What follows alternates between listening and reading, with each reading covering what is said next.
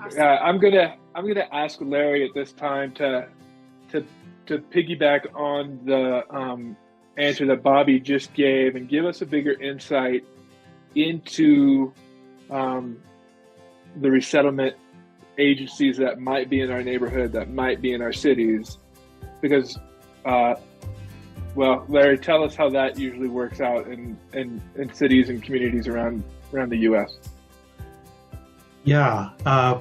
So resettlement agencies vary a lot in how welcoming they are to people like us, people who are followers of Jesus.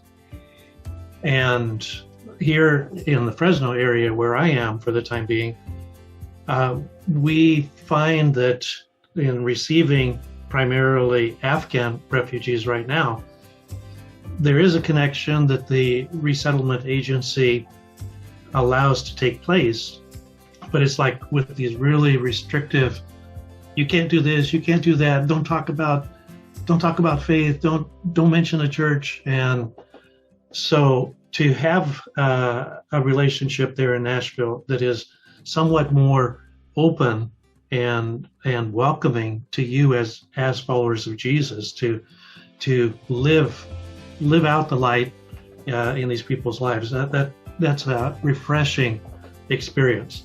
Now, across the United States, I would say, in my opinion, World Relief is probably the best example of a relationship that is really welcoming of evangelicals, people like us, and not just for the good things we can do, but also for the faith journey that we're on. So they have that as part of their values as well. Now, they're only in 17 metro areas across the U.S.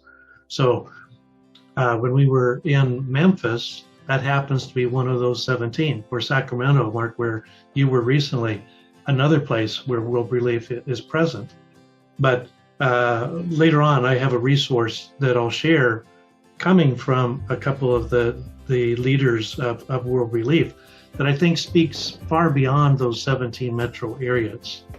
So here in Fresno, people like my colleagues that I've been involved with Perspectives are sharing how they build the relationships and how those relationships then get off the clock to be followed in their own time.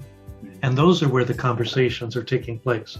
You may have to be creative in this journey of navigating the different levels, all the way from secular, couldn't care less about spiritual things, to religious, but not our strand of religious.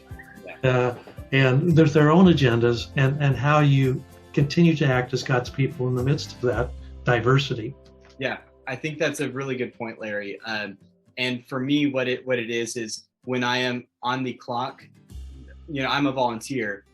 There is no mention of anything religious or spiritual. And this is all because I am able to build relationships in the class, and then I continue those. And then eventually their cases do close with the agency, and I continue to be a friend. And so it's the after hours, it's the not convenient times. But yeah, for us, the Resettlement Agency has been a great framework to help the cause and the need and fill those gaps, and also build the relationships to continue the kingdom growth.